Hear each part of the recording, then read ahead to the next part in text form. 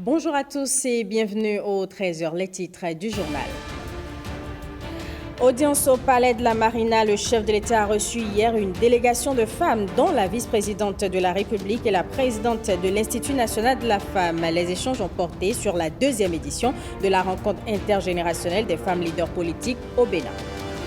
Rentrée scolaire 2024-2025, le top a été donné hier sur l'ensemble du territoire national. Après le lancement officiel, le ministre des Enseignements maternels et primaires a rappelé la particularité de cette nouvelle année scolaire. Vous le suivrez dans ce 13h.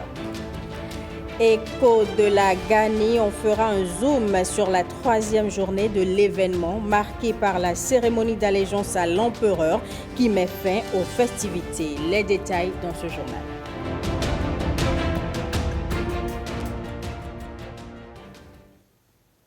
Et on démarre par cette information tombée depuis quelques heures seulement. La béninoise triple championne d'Afrique d'heptathlon Odile Aranwanou, portée disparue en France. Selon des informations rapportées par la presse française, Odile n'a pas été vue depuis le 10 septembre dernier à Sotteville-les-Rouen. Elle a déposé son enfant à l'assistante maternelle et n'est plus revenue la chercher. La police française a lancé un appel à témoins pour la retrouver. Le chef de l'État a reçu une délégation de femmes dont la vice-présidente de la République et la présidente de l'Institut national de la femme. Au menu des échanges, la deuxième édition de la rencontre intergénérationnelle des femmes leaders politiques du Bénin qui va se tenir du 20 au 21 septembre en marge de la Gani de la Nyon-Kogi Aniki. L'événement porte sur le thème « Leadership politique au Bénin, quelle stratégie pour plus d'efficacité et de visibilité de femmes ?» en responsabilité publique. L'essentiel à retenir au micro de Rebecca Kendjahoundé, Mohamed Biop, Patrick Benou et François Zinsou.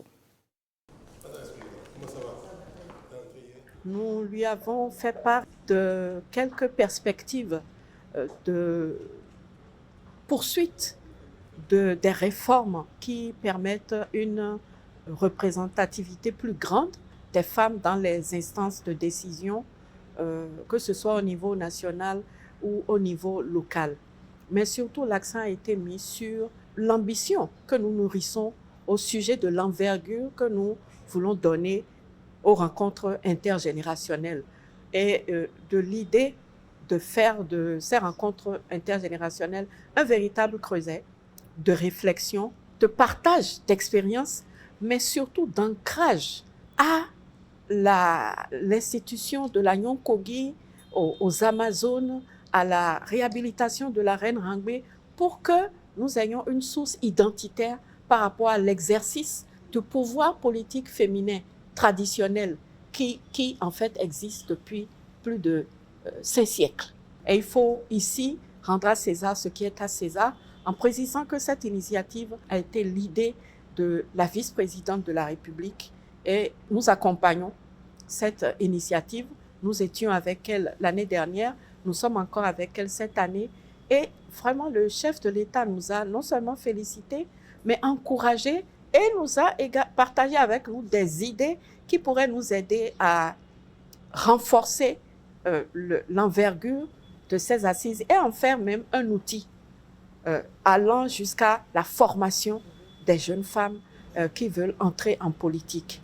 Alors, il faut retenir les 19, 20 et 21 et savoir que les 19, 20 et la matinée du 21 seront consacrés vraiment aux communications, mais surtout aux échanges. Et le point culminant sera la célébration de la Gani de la Nyon-Kogi dans l'après-midi du 21 septembre.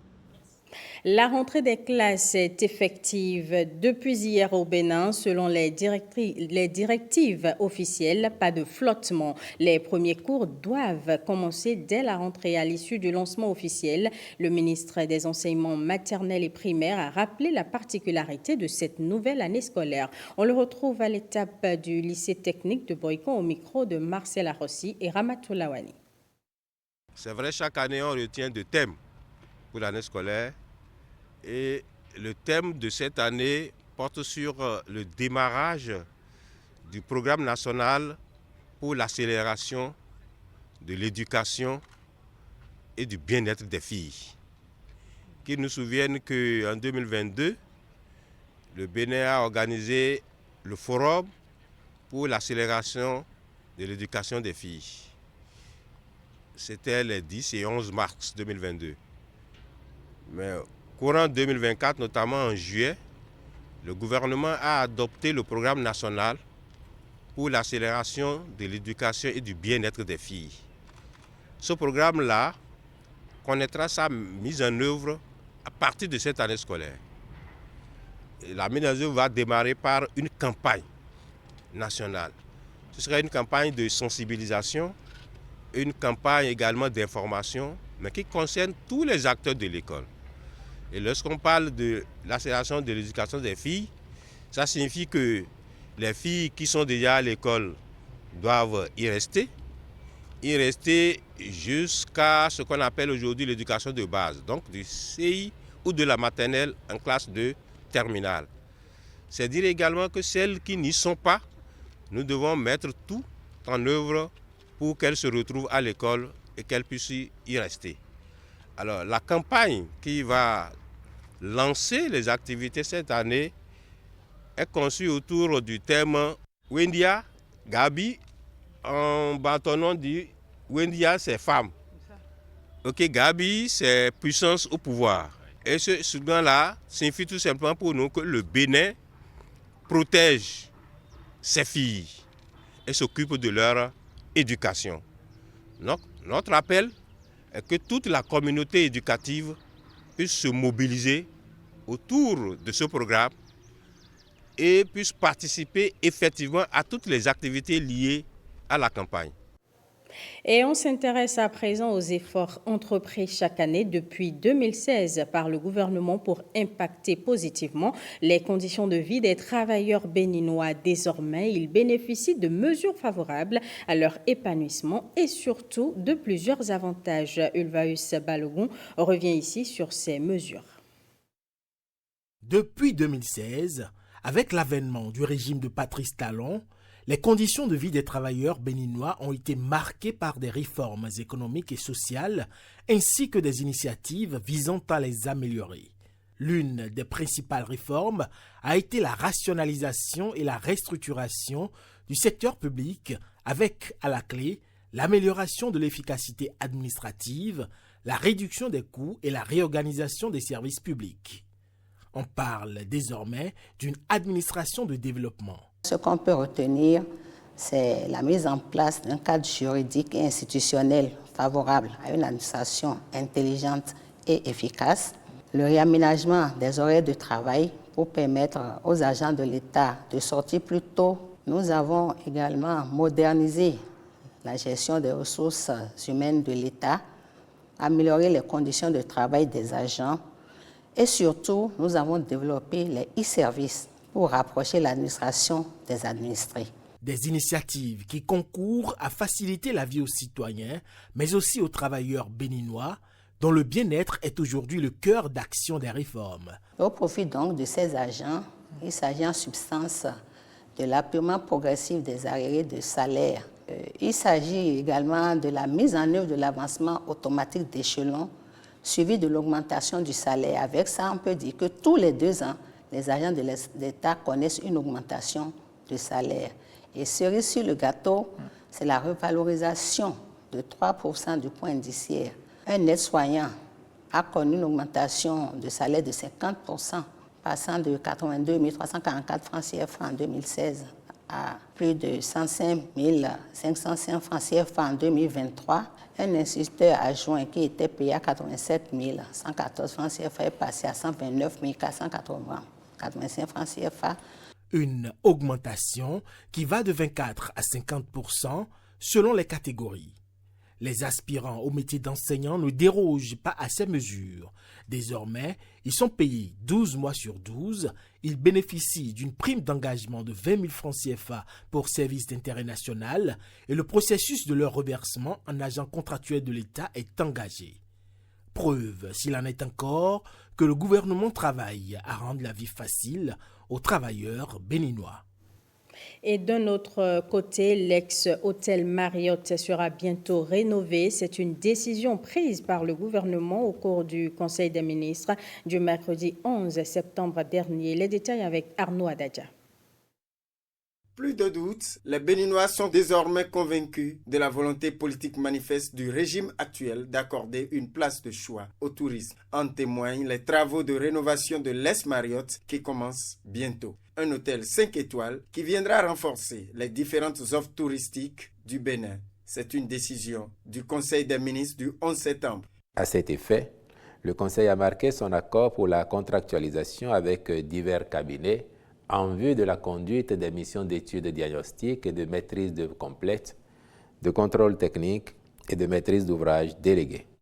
Le Bénin se révèle ainsi avec la réalisation des infrastructures touristiques exceptionnelles. Alors que la décision intervient à quelques jours du lancement de Sofitel Cotonou, la rénovation de l'Est-Hôtel Marriott se présente comme un sauvetage. Et sachez, mesdames et messieurs, que plusieurs individus ont été interpellés par la police républicaine samedi dernier à Parakou pour trafic de drogue. Une opération qui a permis de saisir la marchandise chez les trafiquants. Voici le récit de Ayelojo Amoussou et Esther Amessiga. La police républicaine a appréhendé samedi 14 septembre 2024 5 individus pour trafic de drogue dans le 3e arrondissement de Parakou. À l'issue de l'opération menée par le commissariat central de la ville, appuyé par le commissariat du 3e arrondissement, les informations font cas d'une transaction suspecte dans une maison sise au quartier Soin-Roux. Les investigations allant dans ce sens ont conduit à la saisie d'au moins 1,67 kg d'une poudre blanche soupçonnée être de la drogue. Les mises en cause ainsi que le produit saisi ont été mis à la disposition de l'Office central de répression du trafic illicite des drogues et des précurseurs au CERTID afin de déterminer la nature de la poudre blanche et d'établir la procédure subséquente. Écho de la Gani, la 3e journée marquée par la cérémonie d'allégeance à l'empereur a mis fin aux festivités. L'autre fait important de cette journée est le baptême des princes et princesses Ouassangari. Le point avec Ronald Robinson et Alexis Assoba. Le Conseil des rois, tenu tôt en ce 3e jour de la Gani sous la direction du Sinaboko, donne la libre expression aux rois et princes de ce vaste empire. Cet empire là-bas jusqu'à Dosso, jusqu'à Fadankourma et bien entendu vers le sud, à la frontière avec le royaume d'Abomey. C'est ça, avec tout ça là, c'est l'empire. Du côté de l'ES, c'est le parti local gouvernement dans l'état de Corée. Quand les colons sont arrivés, ils ont donné une superficie de 102 000 km² que constituait l'empire de Midi. C'est le temps de faire le bilan de l'année et donc d'aplanir les différends et de faire des recommandations à l'empereur. Loin d'être féodal, le pouvoir de l'empereur de Nikki jouit d'un esprit démocratique qui fait sa force, sa stabilité et sa longévité. Puis vient l'allégeance. On est à cette étape-là de passage pour l'allégeance au Sinaboko. C'est le premier sens. C'est pour dire, quel que soit ce qu'on aurait reproché au Sinaboko, au cours de leur conseil, ils continuent pas à le reconnaître comme leur souverain. Tout ce que vous voyez là, ce sont des rois. Au niveau du Batonou, il y a 2 générations. La première génération qu'on appelle la génération de Ouré et la deuxième génération qui est la génération de Père. Donc ils sont installés là, par dynastie, par génération. Enfin, la reine-mère, ou Yonkogi, baptise les princes et princesses Ouassangari. Une cérémonie de rasage délicate qui ne se fait qu'à l'occasion de la Gani. Elle est la sœur de l'empereur. Elle est vénérée. Tous les princes doivent se coucher pour la saluer. Comme elle ne peut pas être partout, elle a des représentants à qui elle a attribué des rasoirs qui font ça de l'autre côté. Si elle fait mal, les peuples vont se mélanger. On peut baptiser les Bariba. Voilà, ils n'ont pas droit au trône d'empereur. Parmi nous, on a le peuple Gando. Si elle ne surveille pas bien, elle peut les baptiser aussi. En les baptisant, ils ne finiront pas prendre le grand trône là demain. Elle veille beaucoup sur ces cas-là avant de raser. La Kaessi, ce cérémonial d'allégeance, est également l'occasion pour les rois, dignitaires et princes du Barothème de présenter leurs vœux de nouvel an au Sinaboko. Et dans le reste de l'actualité, la communauté internationale a célébré le 15 septembre la Journée internationale de la démocratie, occasion pour réexaminer l'état de la démocratie dans le monde. La journée a été placée cette année sous le thème « Démocratie et diversité, pouvons-nous dépasser les clivages ?» Dans l'élément qui va suivre, William Aguia nous rappelle l'essentiel à retenir des principes de la démocratie. Le gouvernement du peuple par le peuple et pour le peuple. Une formule d'Abraham Lincoln, 16e président américain, pour définir la démocratie. C'est un système politique dans lequel le peuple exerce le pouvoir par le biais d'élections libres et transparentes. Mais il y a d'autres définitions de la démocratie. Et il y a quelque part une dichotomie entre deux compréhensions de la démocratie globalement sur la planète. Celle d'une démocratie libérale, donc qui est plutôt l'apanage des pays du Nord, défendue notamment par les États-Unis et puis les pays européens. Et puis on a une démocratie dont la matrice n'est pas l'individu, mais plutôt le groupe. Elle se repose sur le principe de séparation des pouvoirs, trois essentiellement. Le législatif, le pouvoir de faire les lois, l'exécutif, le pouvoir de les appliquer, et le judiciaire, le pouvoir de les faire respecter. Ensuite, vous avez aujourd'hui une problématique importante concernant la démocratie. La question des libertés fondamentales. La gouvernance démocratique se sépare de la gouvernance autoritaire. La démocratie qui est un régime politique qui garantit les libertés et qui permet le choix libre des dirigeants par les citoyens, et le régime autoritaire qui, en fait, est un pouvoir dans les mains d'une minorité d'élite qui, en fait, limite les libertés publiques, qui parfois limite le droit à la participation politique, qui parfois viole les droits de l'homme. Au-delà de ces principes de base, la transparence, la recevabilité, la reddition des comptes, bref, la bonne gouvernance est essentielle pour évaluer l'état d'une démocratie. Au début des années 2000, on a le terme de gouvernance qui a succédé à celui du gouvernement et qui est justement intervenu pour marquer un changement dans la compréhension qu'on avait de l'autorité étatique qui devrait être plus englobante et inclusive, qui prenait en compte notamment les aspirations de la société civile et une notion quelque part de démocratie davantage participative. C'est-à-dire, on a des grands temps de la démocratie, les élections, mais également l'idée de dire que la démocratie c'est également tous les jours. La démocratie c'est également l'inclusion de la population dans toutes les petites décisions de la chose publique, et c'est ce qui permet de participer aux grandes. C'est en réalité la façon d'éduquer les gens à s'approprier la chose publique pour que lors des grands rendez-vous, on n'ait pas des abstentions monstres telles qu'on constate dans certaines démocraties, même les plus grandes d'ailleurs. La démocratie est un pilier de stabilité. Dès lors que la démocratie favorise le choix libre des dirigeants, mais aussi concourt à la stabilité politique, c'est un régime à saluer. C'est pourquoi, évidemment, vous savez qu'il y a encore un an, le secrétaire général des Nations Unies a dit que la démocratie porte des promesses, mais il y a des menaces compte tenu des tensions et des bouleversements que nous vivons dans le monde. Des menaces tenant compte des conflits et des foyers de tension qui se démultiplient ça et là avec leur dose de violation des droits de l'homme. Lorsque on viole les droits de l'homme et qu'on viole le principe, on parle de recul démocratique. Dans l'hypothèse d'un recul démocratique, ça impacte non seulement les relations internationales, la coopération régionale, mais aussi des investissements étrangers. La démocratie comme système moderne de gouvernance, le système politique le plus fragile selon certains analystes. Et pour l'entretenir, il faut savoir dépasser les clivages malgré les différences.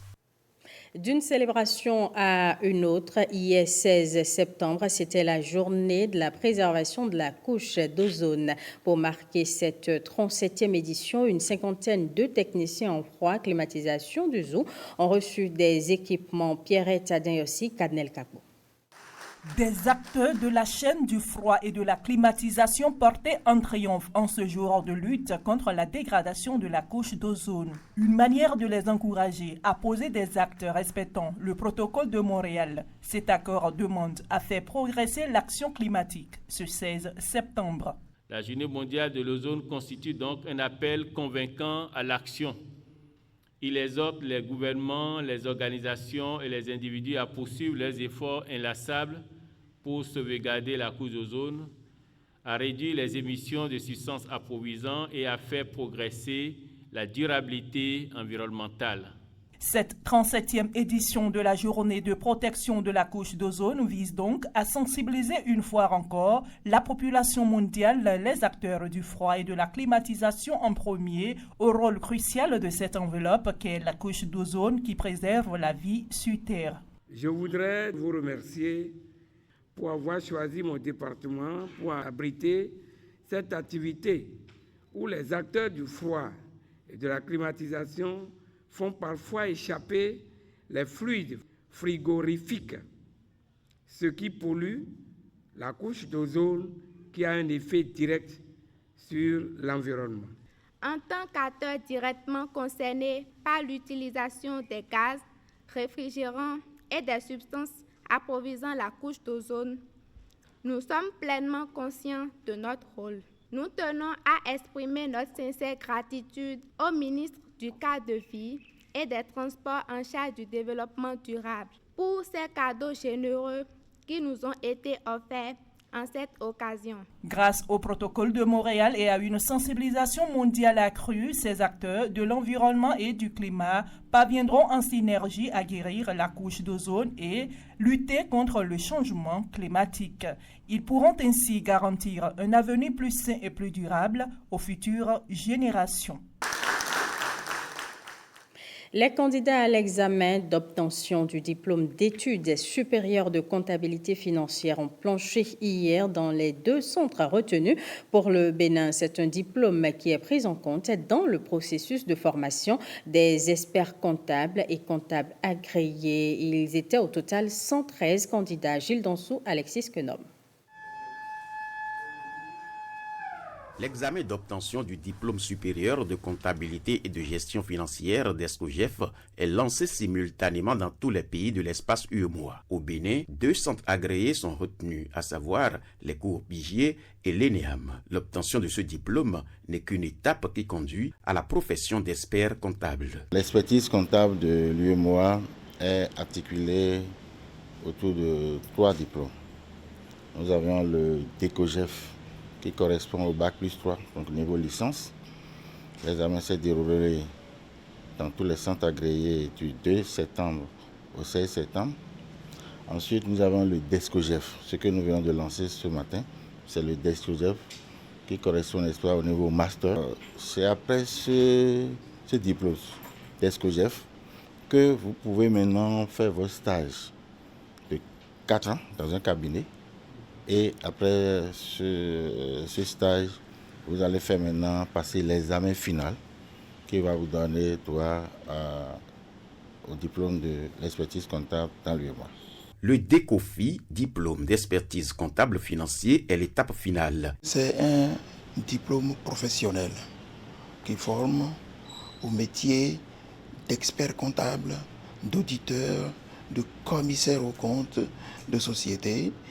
Donc un diplôme qui est ouvert sur le monde économique et le monde des affaires. L'Ordre des experts comptables et comptables agréés du Bénin travaille étroitement avec les structures spécialisées du domaine. L'Ordre des experts comptables veille notamment aux exigences de l'Union économique et monétaire ouest-africaine, de l'Organisation pour l'harmonisation en Afrique du droit des affaires, de la Fédération internationale des comptables en matière de normes, en matière de formation professionnelle, en matière de contrôle qualité de la profession et en matière d'éthique et de déontologie.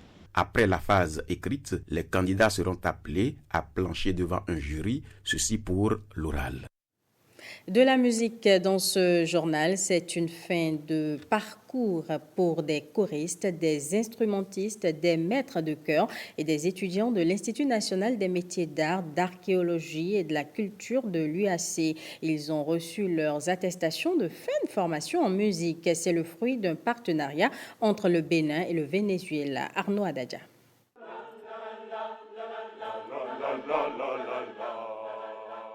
Une harmonie musicale qui monte et descend soprano, alto, basse et ténor dans cet ensemble polyphonique.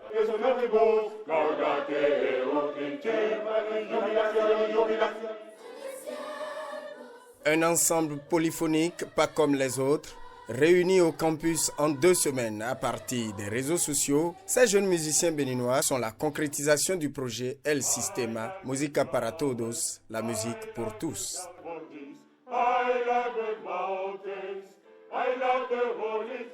Notre formatrice qui est venue de Venezuela nous a enseigné comment il faut garder le cœur.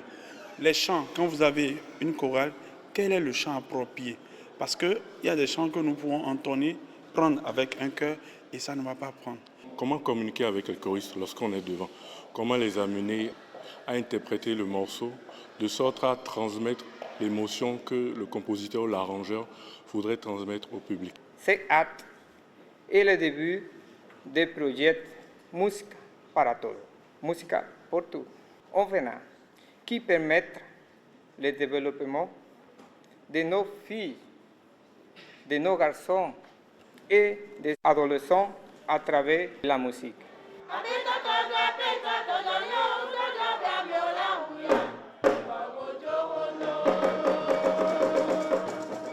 Au nombre de 70, ils ont chanté avant de recevoir leur attestation Meija Megbe de Bernardin Nubozoku, We Are the World de Lionel Richie et Michael Jackson et Sambaramboulé. Sambaramboulé, c'est une chanson populaire du Venezuela.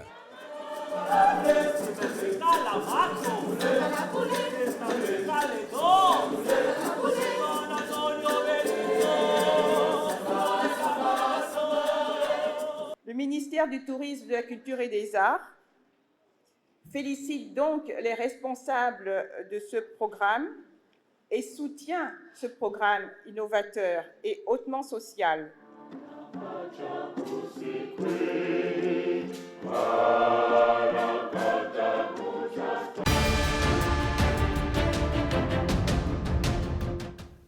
Hors du Bénin, les sachets d'eau en plastique posent de sérieux problèmes environnementaux au Nigeria. Nous irons aussi au Maroc, en Belgique et en Pologne. On retrouve Arnaud Adadja. De nombreux petits sachets d'eau en plastique jetables jonchent le sol ici sur le marché d'Obalande. Nous sommes au cœur de Lagos, la capitale économique du Nigeria. Selon les Nations Unies, 50 à 60 millions de sachets d'eau usagés sont jetés chaque jour dans les rues d'un Nigeria à forte démographie croissante. À Lagos, 200 entreprises produisant des petits sachets d'eau en plastique côtoient 300 entreprises chargées du recyclage.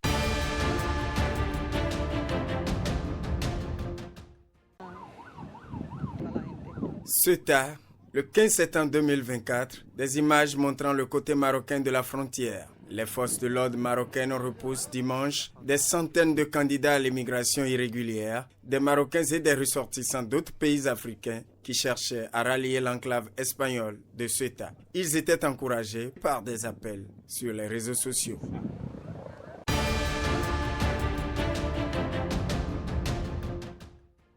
Mais tout sera repris.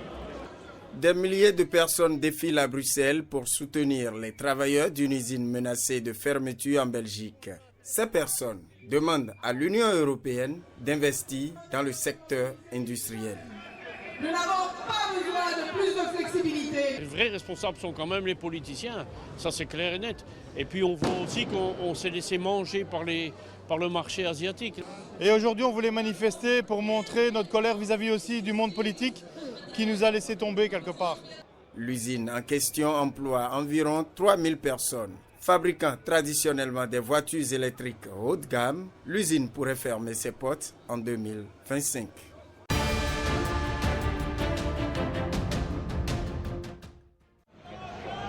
Longtemps, il a été le journaliste le plus célèbre de la BBC. Hal Edwards est condamné à 6 mois de prison avec sursis et une obligation de soins pour détention d'images pédopornographiques. C'est la fin d'un épisode embarrassant pour le groupe de médias publics britannique.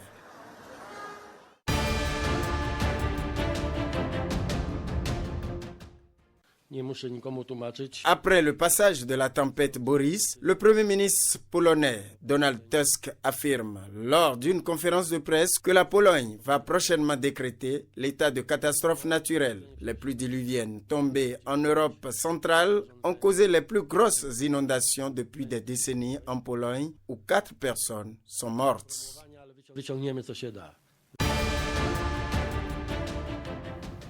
Et c'est la fin de ce 13h. Merci à tous de l'avoir suivi.